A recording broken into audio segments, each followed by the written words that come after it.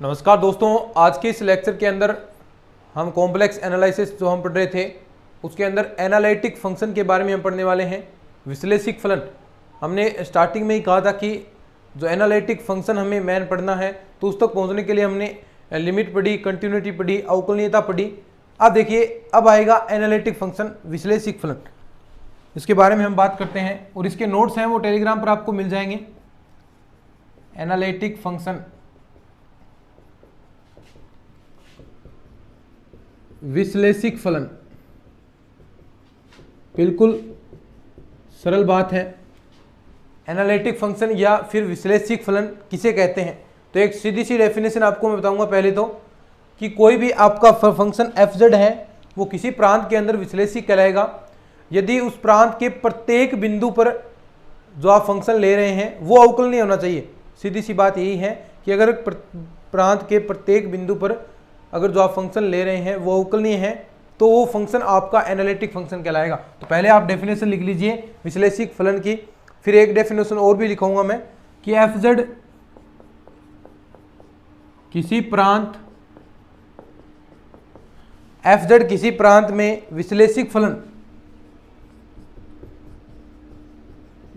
विश्लेषिक फलन कहलाता है।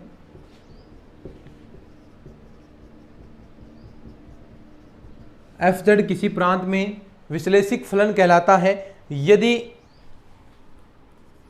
वह उस प्रांत के प्रत्येक बिंदु पर अवकलनीय हो। प्रत्येक बिंदु पर अगर अवकलनीय है तो जो आपका फंक्शन है वो आपका क्या कहलाएगा, विश्लेषिक फलन कहलाएगा। तो ये आपकी डेफिनेशन हो गई नॉर्मल सी, यानी प्रत्येक पॉइंट पर आपका अवकलनीय होगा तो ही आपका फंक्शन विश्लेषिक होगा, अन्यथा विश्लेषिक नहीं होगा। तो ये पहली कंडीशन आपकी। एक डेफिनेशन और आप यहां पर लिख सकते हैं या लगवाकर, यानी एक डेफिनेशन और कि फलन fz, सबसे पहले तो फलन है fz आपके पास एक मानी होना चाहिए, यानी जिसके अंदर आपको एक ही वैल्यू मिले किसी बिंदु z नोट पर। ये देखिए थोड़ी सी मैथमेटिकली डेफिनेशन है, समझ में आ जाएगी। किसी बिंदु z नोट पर, यानी कोई भी आपके पास fz फंक्शन है वो किसी बिंदु z नोट पर विश्लेषिक फलन कहलाता है। विश्लेषिक फलन कहलाता है। कब कहलाएगा? विश्लेषिक फलन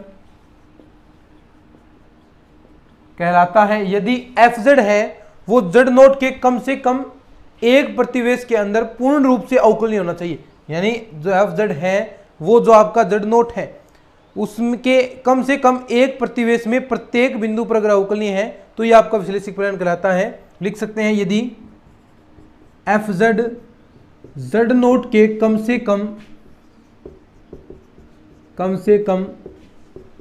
एक प्रतिवेश में, कम से कम एक प्रतिवेश के अंदर तो पूर्ण रूप से या प्रत्येक बिंदु पर अवकलनीय हो। अब प्रतिवेश आप जान चुके हैं, नेबर। कोई भी आपके पास अवयव है तो उसका नेबरहुड आपको निकालना आता है। देखिए मान लीजिए 0 का आप निकाल रहे हैं तो 0 से कुछ कम डेल और 0 से कुछ अधिक प्लस का डेल, यानी इस पर तो होना ही होना चाहिए, साथ में इसके प्रतिवेश पर भी अवकलनीय होना चाहिए। अब कई क्वेश्चन ऐसे आएंगे जिन पर आपका 0 पर तो अवकलनीय है लेकिन बाकी और कहीं जगह अवकलनीय नहीं होगा, तो वहां नहीं होगा तो यानी कहा क्या है डेफिनेशन कि इसके प्रतिवेश में भी प्रत्येक बिंदु पर अवकलनीय होना चाहिए। तो प्रत्येक बिंदु पर अवकलनीय होगा तो ही आपका फंक्शन है वो विश्लेषिक फलन कहलाएगा। यानी प्रत्येक बिंदु पर आपका यह अवकलनीय होना चाहिए। प्रत्येक नेबरहुड में आपको होना चाहिए, कोई अवयव ले लिया, एक ले लिया तो उसके नेबरहुड में थोड़ा सा कम कर दीजिए, थोड़ा सा अधिक, यानी वो नेबरहुड में आपका ये अवकलनीय होगा तो ही ये जो फंक्शन है fz वो क्या कहलाएगा, आपका विश्लेषिक फलन कहलाएगा या फिर एनालिटिक फंक्शन आप कह सकते हैं। ठीक है, तो ये आपकी डेफिनेशन होगी, लिख लो इस डेफिनेशन को, फिर आगे बढ़ते हैं। अब विश्लेषिक फलन है उसको आप होलोमॉर्फिक फंक्शन कहते हैं, होलोमॉर्फिक फलन कहेंगे। तो ये भी लाइन आप लिख लेना नोट लगाकर।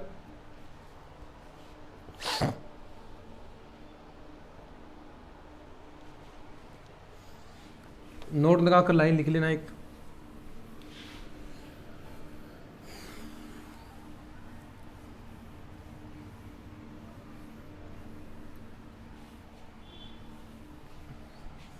नोट लगाकर लाइन लिख लेना।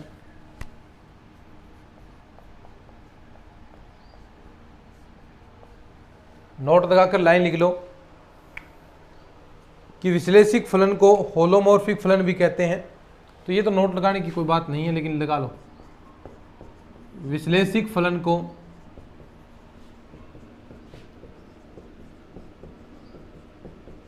होलोमॉर्फिक फलन कहते हैं।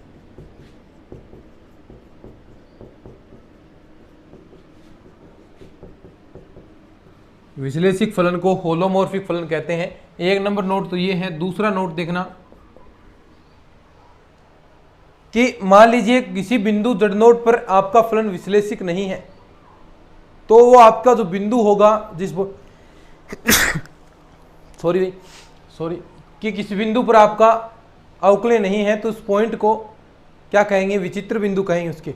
तो ये भी कई बार पूछ सकता है कि विचित्र बिंदु ज्ञात करो। तो जिस बिंदु पर आपका अवकलय नहीं है उस बिंदु पर जो फलन है वो आपका विचित्र बिंदु कहलाएगा। तो ये भी आप लिख सकते हैं, यदि किसी बिंदु z नोट पर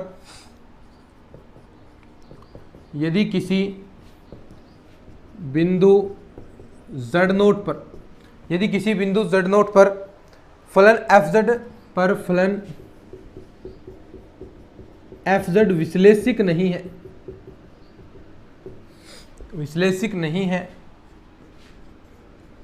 विश्लेषिक नहीं है तो z नोट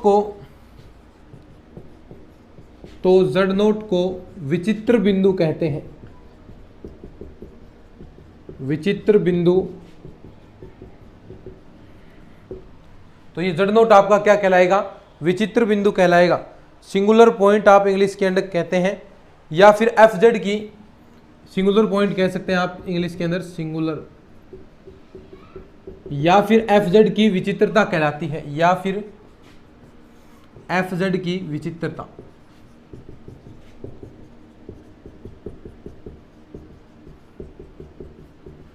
fz की विचित्रता कहलाती है। तो ये आपकी डेफिनेशन हो गई एनालिटिक फंक्शन की। तो सीधी सी बात है, एनालिटिक फंक्शन, देखिए क्वेश्चन बनेगा निश्चित तौर पर। तो एनालिटिक फंक्शन क्या होता है? सीधी सी जो नॉर्मल डेफिनेशन आपको याद रखनी है कि आपका कोई भी प्रांत है तो उसमें प्रत्येक बिंदु पर अगर फंक्शन अवकलनीय है, प्रत्येक बिंदु पर अवकलनीय होना चाहिए। अगर अवकलनीय है तो वह फंक्शन आपका क्या कहलाएगा? एनालिटिक फंक्शन कहलाएगा, अन्यथा वो नहीं कहलाएगा। सीधी सी बात यही है। लिख लो इसको, फिर आगे क्वेश्चन करते हैं डायरेक्ट।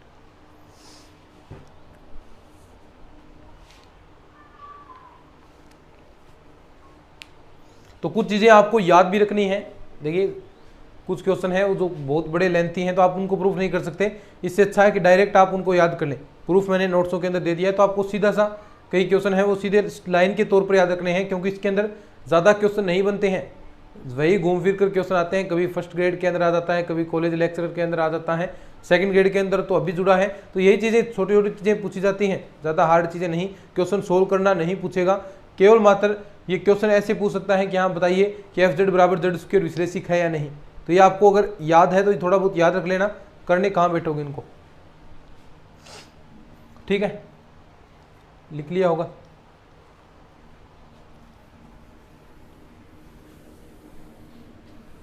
अब हम बात करते हैं क्वेश्चंस की।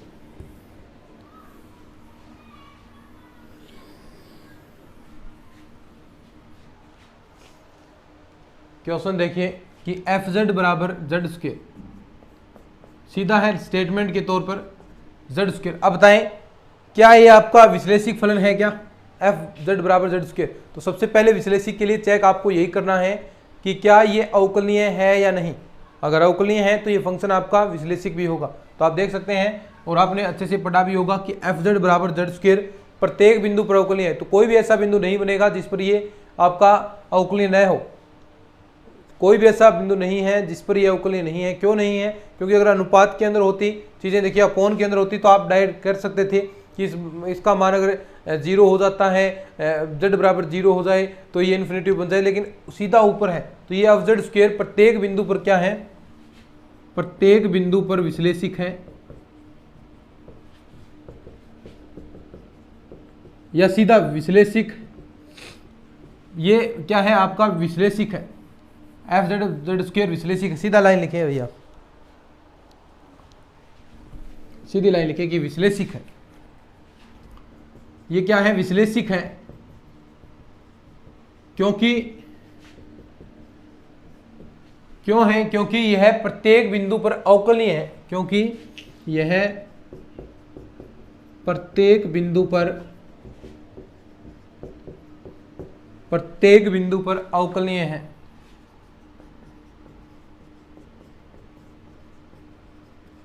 यह प्रत्येक बिंदु पर अवकलनीय है, इसलिए यह विश्लेषिक होगा।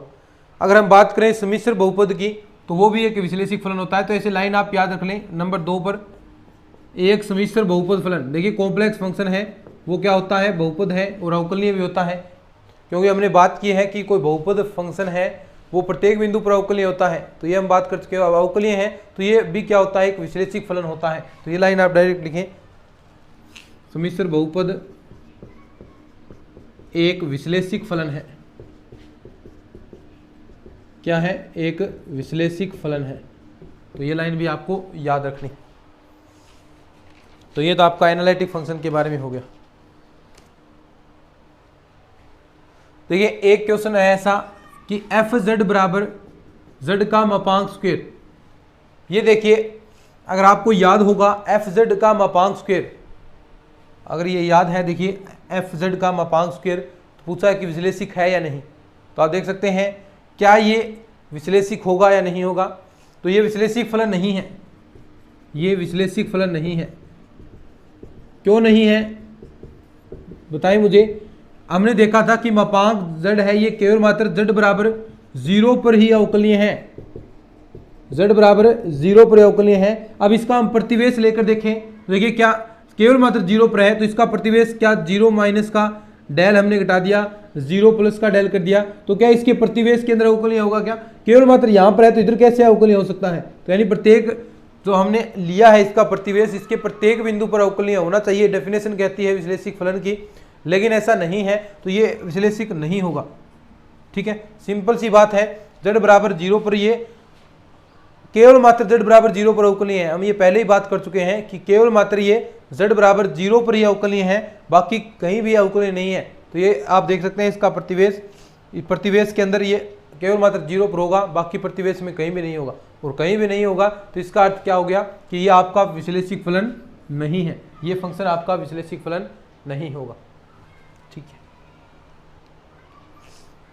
अब कुछ चीजें आप याद रख सकते हैं, ये पहले भी मैंने आपको लिखवाई थी नोट लगाकर कि एफ का जेड का स्विंगवी लेंगे आप, जेड बार या जेड का स्विंगवी लेते हैं तो वो विश्लेषिक फलन नहीं होगा।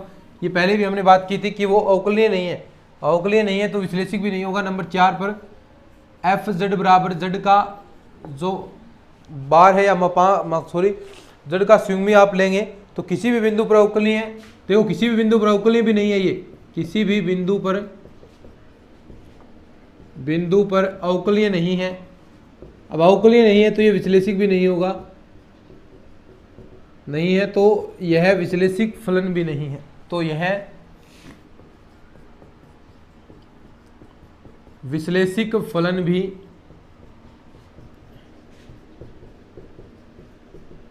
नहीं है। सीधी सी बात है कि एफ जेड बराबर जेड का स्विंगवी आप ले रहे हैं, यह अवकलनीय नहीं है, किसी भी बिंदु पर अवकलनीय नहीं है, तो ये विश्लेषिक भी किसी भी बिंदु पर नहीं होने वाला। तो ये लाइन भी आप लिख लीजिए। अब क्वेश्चन देखिए, ऐसे भी पूछे जा सकते हैं। क्वेश्चन देखिए नंबर 5 पर, ये एफ जेड बराबर, देखिए प्रैक्टिस करनी है हमें अच्छे से ताकि एक एक चीज क्लियर हो जाए। 3 माइनस का जेड, तो सबसे पहले आपको देखना है कि ये किस बिंदु पर अवकलनीय नहीं होगा, और ये अवकलनीय नहीं है तो उस बिंदु पर ये विश्लेषिक भी नहीं होगा। तो आप देख सकते हैं कि यहाँ पर अगर आप ये वाला पार्ट देखें तो इस पर डिफाइन नहीं होगा, यानी z बराबर 3 आप लेते हैं तो z बराबर 3 पर यह अवकलनीय नहीं है, पर यह अवकलनीय नहीं है, बाकी हर जगह होगा अवकलनीय नहीं। केवल मात्र ये z बराबर 3 है उस पर अवकलनीय नहीं है, बाकी हर जगह यह अवकलनीय होगा। और ये z बराबर 3 इसकी क्या होगी, विचित्रता, विचित्र बिंदु कह सकते हैं आप, विचित्र बिंदु होंगे।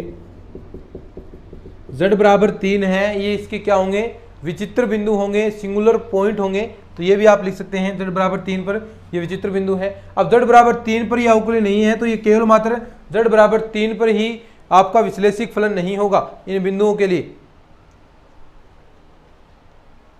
z बराबर 3 को लिख सकते हैं, z बराबर 3 को छोड़कर बाकी सभी बिंदुओं पर विश्लेषिक, बाकी सभी बिंदुओं पर विश्लेषिक है। z बराबर 3 पर विश्लेषिक नहीं होगा, क्यों नहीं होगा ये भी मैंने आपको बता दिया।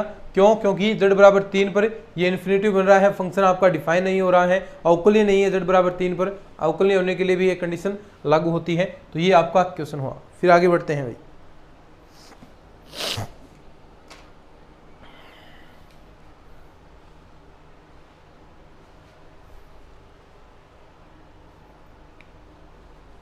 अब देखिए आगे है एफ जेड बराबर tan z के विचित्र बिंदु आपको निकालने हैं। एफ जेड बराबर tan z,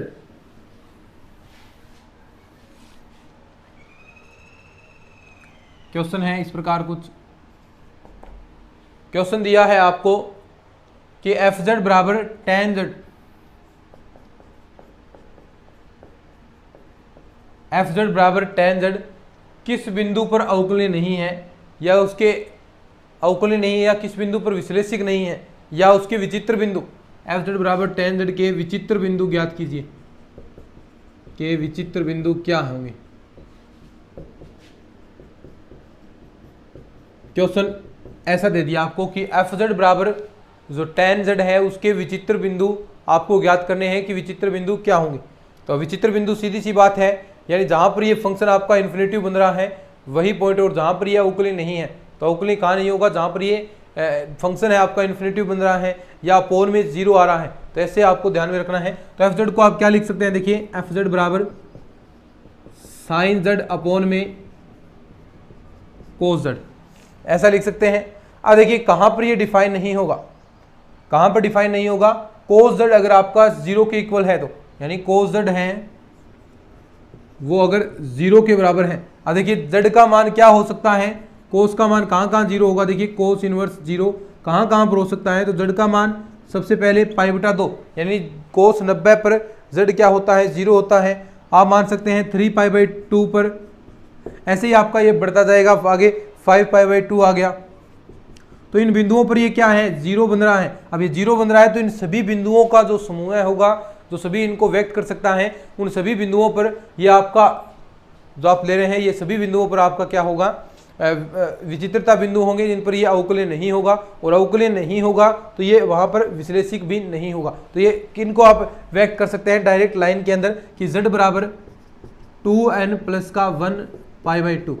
देखिए आप मान रखेंगे n बराबर, देखिए यहाँ पर 0 रखा तो π/2 पहला आ गया, n बराबर 1 रखेंगे तो आपके पास 3π/2 आ जाएगा। तो ऐसे ही आपको मान यहाँ पर प्राप्त होते जाएंगे। तो इन बिंदुओं को क्या कहेंगे, इसके विचित्र बिंदु। जो ये पॉइंट है विचित्र बिंदु, इन पर ये ना तो विश्लेषिक होगा ना ही ये अवकलनीय होगा।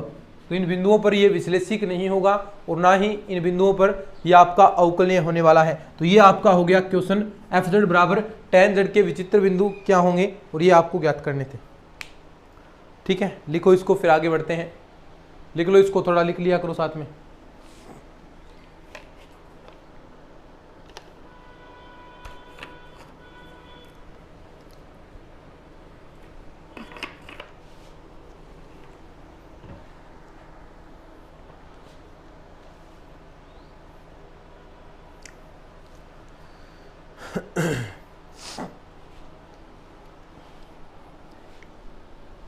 ठीक है, चलिए आगे बढ़ते हैं। और भी बढ़िया बढ़िया क्वेश्चन हम करने वाले हैं।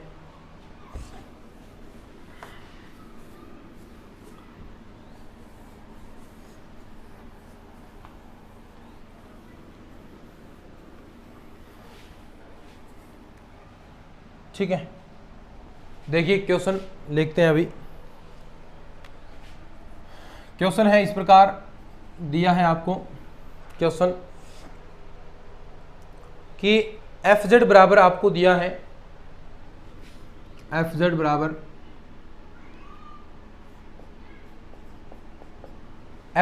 आपको क्या दिया है, कि z प्लस का 2 अपॉन में z स्क्वेयर माइनस का 5z प्लस का 6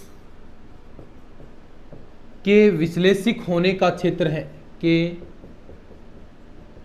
विश्लेषिक होने का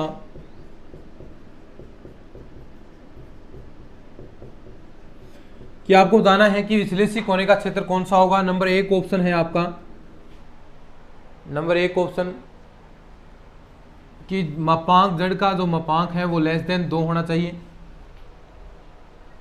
नंबर 2 पर कि ये 2 से तो बड़ा होना चाहिए z, और यहाँ पर 3 से छोटा होना चाहिए z। नंबर 3 पर z का मापांक है वो ग्रेटर देन 3 होना चाहिए। और चौथा ऑप्शन है सभी पर। ठीक है, तो ये आपको बताना है कि इसमें से कौन सा क्षेत्र होने वाला है जिस पर ये विश्लेषिक होगा। तो एक बात आपको ध्यान रखनी है, देखिए विश्लेषिक कहाँ नहीं हो सकता, केवल मात्र ये नीचे वाला देख लो, जहाँ पर ये इन्फिनिट जीरो बन रहा है, ये नीचे वाला पोर्शन जीरो बन रहा है, तो वहाँ पर ये विश्लेषिक नहीं होगा, ना ही वहाँ पर अवकलनीय होगा। तो यही आपको चेक करना है। देखिए z स्क्वेयर माइनस का 5z प्लस का 6 बराबर 0, कहाँ पर ये 0 नहीं हो रहा है, ये ध्यान रखना है। तो देखिए इसके आप टुकड़े कर सकते हैं, 2 और 3 आप टुकड़े हो जाएंगे इसके। देखिए z स्क्वेयर माइनस का 3z माइनस का 2z प्लस का 6 बराबर 0, तो ये इसके टुकड़े हो गए। z माइनस का 3 यहाँ पर कॉमन आ गया, यहाँ से अगर मैं -2 कॉमन लेता हूँ तो यही z माइनस 3 यहाँ पर बन गया बराबर 0। तो z का मान 1 तो 3 आ गया, 1z बराबर 2 आ गया। तो z क्या है, देखिए इसका आप मापांक लेते हैं तो ये इसका अर्थ क्या होगा, ये कैसे वर्त को डिनोट करता है, ये यानी आप जानते हैं कि ये कैसे वर्त को डिनोट करता है, जिस पर देख सकते हैं जिसकी त्रिज्या आपकी 3 होगी, एक में 2 होगी। तो इस प्रकार आपको सर्किल बनाना है, यानी देखिए यहाँ पर सर्किल आपको बनाना है और जो मूल बिंदु से गुजरते हैं। तो एक तो सर्किल आपका ऐसा हो गया, एक थोड़ा बड़ा ले लीजिए बस, ठीक है। तो एक आपका ये सर्किल हो गया और एक ये हो गया। अब देखिए यहाँ तो क्या है, z बराबर 2 है, यहाँ क्या है, z बराबर 3, ठीक है। अब देखिए ध्यान से, तो सबसे पहले यानी ये तो इसके विचित्र बिंदु आ गए, यानी इन पर ये अवकलनीय नहीं होगा, ये विचित्र बिंदु हैं इसके, जहां पर ये अवकलनीय नहीं है। z बराबर 2 और 3 रखेंगे तो वहां पर तो अवकलनीय नहीं होगा। अब z बराबर 2 और 3 कहां पर है, देखिए इस पट्टी पर है, ये जो पट्टी है ये z बराबर 2, यानी इस परिधि पर, वर्त की इस परिधि पर यह अवकलनीय नहीं होगा, ना ही यहां पर यह होगा, यानी परिधि को छोड़कर बाकी हर जगह यह अवकलनीय होगा, परिधि पर ही नहीं होने वाला, ठीक है। बाकी ये हर जगह होगा, यानी इससे नीचे वाले क्षेत्र के अंदर भी होगा, क्योंकि इसके अंदर कोई सा बिंदु ले सकते हैं परिधि को छोड़कर, जहां पर परिधि शामिल नहीं है, बाकी ये हर जगह क्या होगा, आपका अवकलनीय होगा। ऐसे ही आप इसके लिए देख सकते हैं, केवल मात्र z बराबर 3 वाली लाइन को छोड़कर बाकी यहां भी ये क्या होगा, अवकलनीय होगा। और इसके बाहर वाले क्षेत्र के अंदर भी क्या होने वाला है, ये अवकलनीय होगा। यानी आप इनको छोड़कर इसके अलावा कोई और मान रखेंगे, 4 रखेंगे, 5 रखेंगे, तो वहां तो ये हर जगह ही आपको अवकलनीय होने वाला है। तो बाहर ये हर जगह आपका क्या होगा, अवकलनीय होगा। तो यानी इसमें से देख लीजिए क्या आपको ऑप्शन दे रखा है, विश्लेषिक होने का क्षेत्र इसने पूछा है कि विश्लेषिक होने के लिए कौन सा क्षेत्र होगा। तो एक एक करके हम आपके ऑप्शन चेक करते हैं। तो नंबर 1 पर है कि z का जो मापांक है वो लेस देन 2, यानी z लेस देन 2 होना चाहिए। तो बताएं क्या इसके अंदर z लेस देन 2 बराबर नहीं है, देखिए यहाँ पर इक्वल का साइन नहीं है, तो यानी इस क्षेत्र के अंदर ये विश्लेषिक है, तो ये पहला ऑप्शन आपका सही हो जाएगा। थोड़ा और आगे हम बढ़ते हैं, देखते हैं क्या ये 2 से बड़ा और 3 से छोटा, 2 से बड़ा, अब 2 से बड़ा तो ये हो गया और 3 से छोटा ये, यानी ये वाला क्षेत्र हो गया। इसके अंदर भी तो ये आपका अवकलनीय है, अब अवकलनीय है तो इसके अंदर विश्लेषिक 100% होगा, तो इसके अंदर भी विश्लेषिक है, क्योंकि देखिए यहाँ पर z बराबर 2 को छोड़कर और 3 को छोड़कर बाकी हर जगह होगा, तो जहाँ बराबर का साइन है वो नहीं होगा, तो ये भी होगा। एक ऑप्शन आगे और हम चेक करते हैं कि उस पर आपका क्या रिस्पॉन्स ये फंक्शन करता है, ये फलन करता है। तो आप देख लीजिए ऑप्शन आपको दिखाई दे रहा है कि z का जो मापांक है वो ग्रेटर देन 3 है, यानी 3 से बड़ा है। 3 से बड़ा है तो 3 से बड़ा क्षेत्र कौन सा आएगा, बाहर की ओर, और बाहर भी क्या है, ये विश्लेषिक फलन है, अवकलनीय है। अब विश्लेषिक फलन है तो ये भी आपका ऑप्शन सही हो जाएगा। और लास्ट ये देर का है, तो ये सारा का सारा ओवरऑल रिजल्ट ये सभी आपका आंसर आएगा कि ये प्रत्येक बिंदु पर आपका z बराबर 2 और 3 को छोड़कर बाकी हर जगह ये विश्लेषिक फलन होने वाला है और यही आपको क्षेत्र ज्ञात करना था। इसके अंदर क्या आ जाएगा, पूरा इन ये सभी आपके आ जाएंगे। तो इस क्वेश्चन को आप लिख सकते हैं अच्छे से। फिर आगे और बढ़ते हैं।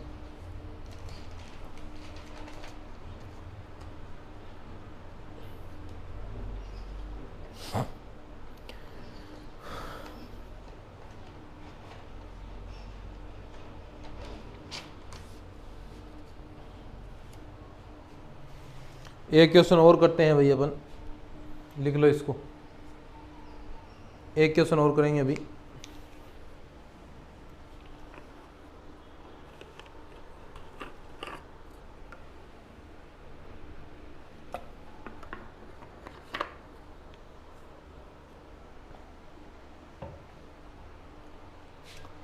ठीक है, लिख लिया होगा।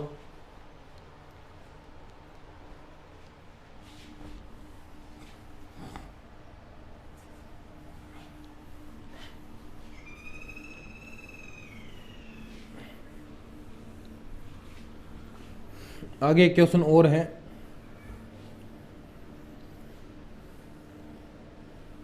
अब ये तो हम कर रहे थे यहाँ पर विश्लेषिक फलन आप डायरेक्ट निकाल रहे थे, लेकिन इसके अलावा आप वैसे भी निकालना पड़ेगा आपको। कंडीशंस भी आएंगी यहाँ पर, नेसेसरी एंड आवश्यक कंडीशन आएगी, तो उसको लेकर भी हम चीज़ें करने वाले हैं कि वहाँ से आप कैसे निकाल सकते हैं। तो पहले एक क्वेश्चन देखिए। पहले क्वेश्चन है इस प्रकार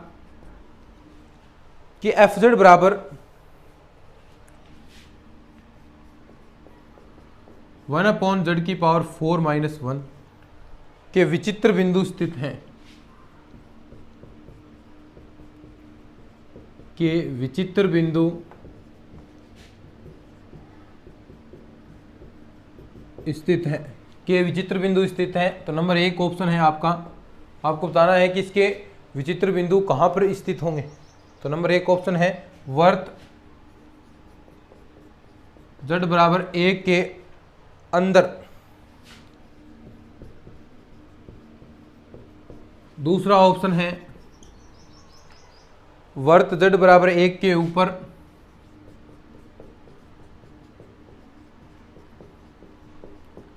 तीसरा ऑप्शन है आपका वर्त z बराबर 1 के अंदर व ऊपर, वर्त z बराबर 1 के अंदर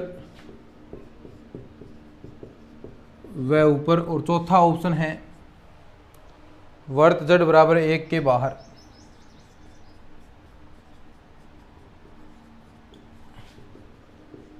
यानी बाहर ही हो गया।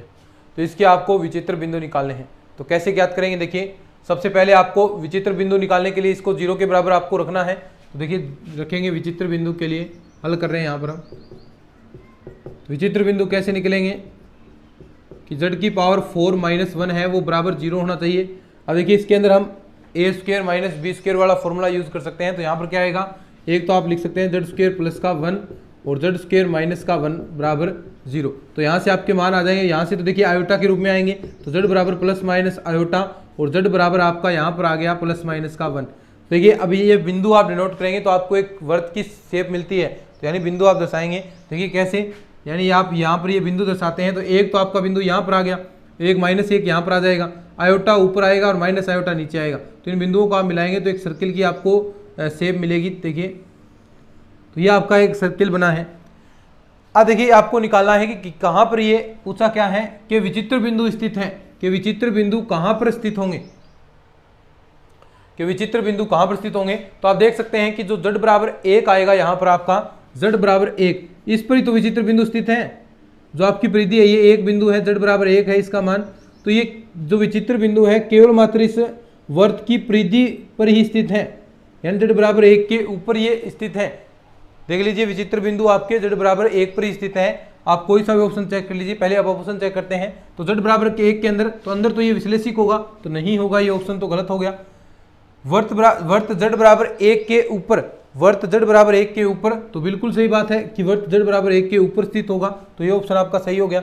वर्त z बराबर 1 के अंदर व ऊपर नहीं हो सकता क्योंकि केवल मात्र ऊपर ऊपर पर है, तो ये ऑप्शन आपका गलत हो गया। वर्त z बराबर 1 के